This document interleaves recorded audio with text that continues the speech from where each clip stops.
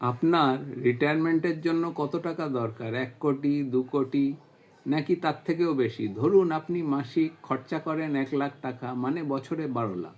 Simple rule, minimum corpus 30 Times 3.6 crore, ideal corpus 40 Times 4.8 crore। কিন্তু সমস্যা কোথায় জানেন? অনেকেই এসআইপি শুরু করেন কিন্তু বাড়ান না, বছরের পর বছর একই অ্যামাউন্ট ইনভেস্ট করতে থাকেন আর ইনফ্লেশনকে ইগনোর করেন।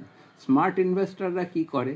ইনকামের 20 থেকে 30% ইনভেস্ট করেন, প্রতি বছর এসআইপি 10 থেকে 11% বাড়ান, লং টার্ম কনসিস্টেন্ট থাকেন।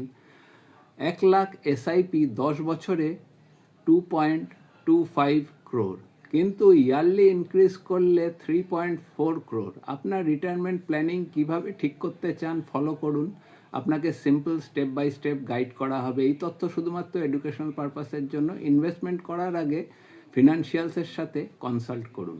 ধন্যবাদ, নমস্কার, সকলে ভালো থাকবেন।